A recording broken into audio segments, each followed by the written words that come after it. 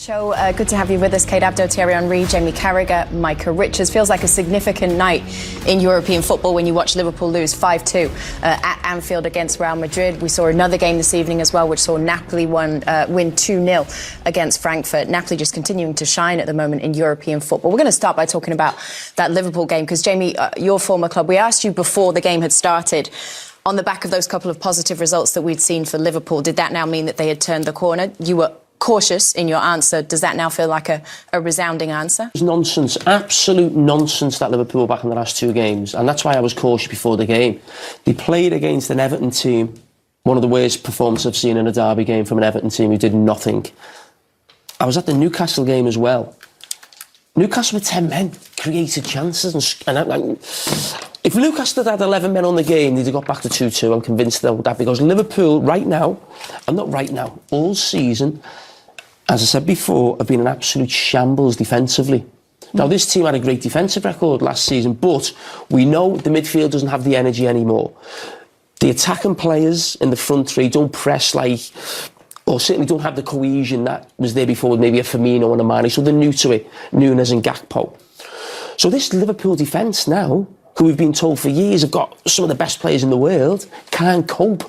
Because for years they've had a front six in front of them who probably worked harder and smarter than any other team in world football. And now that's gone. It's completely fell apart. And yeah, I mean, I wouldn't say making excuses is the wrong word, but what I would say is, because as a Liverpool fan, we absolutely adore this manager and team, and they've done so much for the club in the last 4 or 5 years, it hates you to say anything negative because they give you so much. But Liverpool are 8th in the Premier League. They've just been battered 5-2 in the Champions League. I know it's Real Madrid, but these are the two teams who were in the final last year. It's not acceptable what we're watching this season. And we keep looking for reasons and excuses, but no, it's nowhere near good enough. And defensively, right now, and what makes me laugh, I'm not that horrible. Virgil van Dijk said I wouldn't get in that back four about 2 months ago. I think I'd take his place at the moment, but no, some of the players there. I mean, Joe Gomez tonight. That was. I mean, listen, we've all had bad nights, real bad nights as players, and maybe I shouldn't kick someone in the dogs. I'm sure he'll feel terrible right now. But I think Liverpool would keep talking about midfield players Liverpool need. And that's right. I think Liverpool need defenders as well. Because, as I said, when they get exposed, they can't defend. So, Thierry, to what extent do you look at this game and think that Liverpool were that poor? Or was it just that Real Madrid were outstanding tonight? First and foremost, I sympathise with Jamie, because when you look at your team getting battered like that, you know, the way he speaks, he goes above and beyond because he's hurt, because he's a Liverpool fan. Now you need to go back to the truth. You conceded against Brentford too many goals for my liking. You conceded against Wolverhampton too many goals for my liking. Brighton, so let alone when you're going to play against Real Madrid. But I wanted to know where they were. And I saw a fragile team, more than fragile. I'll tell you why. You were 2-0 up. That's exactly the start that you would like to have against a Madrid team, against any team in Europe at Anfield. And they couldn't even keep that. Yes, Alisson Becker made a mistake, but they didn't bail him out. Thibaut Courtois makes a mistake. That's a big team. They bailed him out. And yes, with the help of some movements or not of the Liverpool players, but they are fragile. Something needs to change, and I don't think club needs to go. That's not what I'm saying. But some of the players don't have the level anymore to play for Liverpool, and it happens sometimes to the best. To me, happened to you, Jamie, happened to Micah. I think it's the end of an era, and it's been for a little while like that this season. It's the end of an era, and it happens. And I'm not having a go at Liverpool, but you have to call. We say in France, a cat a cat. You see a cat, it's not a dog. You have to call it. They're 8. They're not playing well. They're conceding a lot. We all love what they did recently, but you also have to say when some things are not going right, and it is not going right.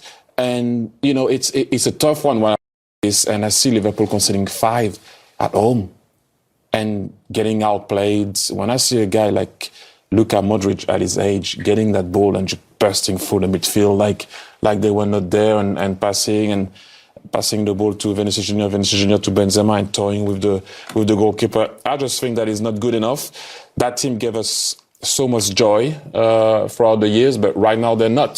So they need to reinvent themselves and make sure that they can keep their head up until the end of the season. Yeah, but if Liverpool play or are going to play the same way, you talk about it's an end of an era. If you go 2-0 up in a game, surely sometimes you have to change your principles in order to win the game. Whereas when I see Liverpool, they go 2-0 up, it gets to 2-2, they're still doing the same things. Like, the fullbacks, we all know how good they are going forward, and that's why we've lauded them as some of the best in world football. But they keep making mistakes. We've got Vinicius, one of the best players in the world, and he's got so much time and space. I don't want to go back to what you said, Jamie, because I didn't follow what they said about you, but his team would have kept it tight. No, his team would have kept it tight for at least, you know what, we're 2-0 up, let's keep it tight. And not make it a game too open. But that's how they are, that's what made them. And they died like that tonight. What I would say is I don't really agree with that. And what I'm saying is we can't sort of say how great this team have been for 5 years doing a certain thing and now saying they're wrong to do that thing. My point is that, and I've said this before, they're trying to play Jurgen Klopp football without players who can play Jurgen Klopp football. And that is maybe some players who've been brought in, but also some players who are there now who have, it's just come to the end. And I would never criticise those players because they've done their job for Liverpool over the last 4 or 5 years. And the one most people talk about is probably Jordan Henderson. He's the captain. You know, we all know there's reinforcements needed in midfield. And that lad gets a little bit of criticism from Liverpool fans. He shouldn't. He's done his job. He come in at 21. He's now 31, 32. He's won everything. He's lifted every trophy. The fact that he's still having to play week in, week out, means there's been mismanagement off the pitch in terms of players being brought in. But I don't think it's a criticism in terms of like Klopp's idea. But as Thierry said, this team's come to an end. Jurgen Klopp built a team when he first came in, when that team was 7th or 8th in the Premier League, and what we saw for the next sort of 4 or 5 years was amazing. He needs to be allowed to do that again, because I think that's a line in the sand. When you lose 5-2 at home in the Champions League, that is almost, that's like, no, this has to stop. We have to start again. When you've got a team, Jamie, and you say the manager wants to play a certain way, but you've not got the players to play that certain way, surely you adapt to what you have instead of making the same mistake. Well, there's been a little bit of adaptation, I would say. Liverpool are not, well, we saw it at times tonight, but the games I've watched, they're not that full-on press, energy everywhere. It was tonight, but you expect that. It's a European night. You've got to get after Real Madrid. You're 2-0 up. But listen, I know where you're coming from. The big worry for me was second half, you're attacking the Kop on a European night. There was nothing. Absolutely nothing. No energy, no goal-mouth scrambles.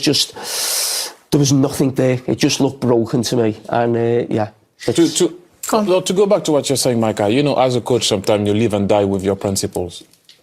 And as you said, I agree. They were so brilliant at what they were doing. It looks like, it's not me saying, when you watch the game, it seems like they can't do it. You know, they just can't do it anymore. I just, as a coach, you know, you're not going to change it or adapt to what you know the players are going to do. And I have to go back to my Barca time. My first year in Barcelona, it was the end of an era. We had better players, shall I say, in the squad. We won nothing. The year after, new coach. I'm not saying, understand what I'm saying. It was the end of an era. New players arrived. Then we went on to win a treble.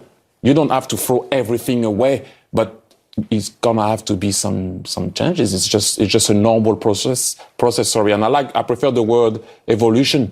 It needs to evolve.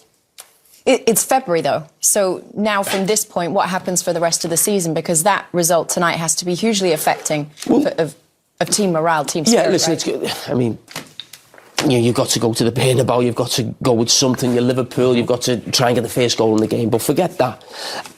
And I go back to these 2 games where obviously Liverpool won the games. Now, I don't see anything different in those 2 games except that Liverpool's goal scorers scored the chances that they got. They did that again tonight, which put them 2-0 up.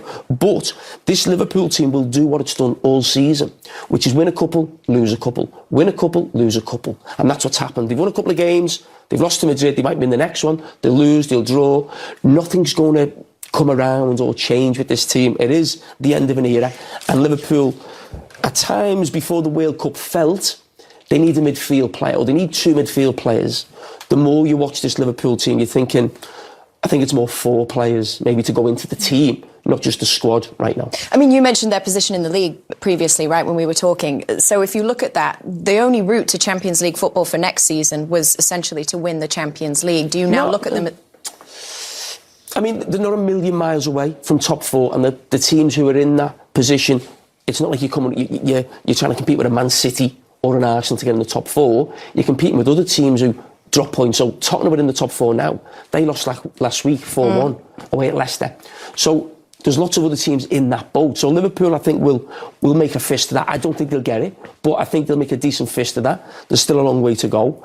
But you've got to remember where this Liverpool team have been. They were in the Champions League final last season. And if we're being totally honest, they were massive favourites against Real Madrid. They lost it, okay? But to then see the gulf today at Anfield from sort of 6 months ago, and Thierry made a great point, Real Madrid have played more games than Liverpool this season. So we keep talking about the games and last season. Madrid have played more games this season. Mm-hmm. So you can't keep using that as an excuse or a reason. We've got any Heineken for Jamie? Anyone?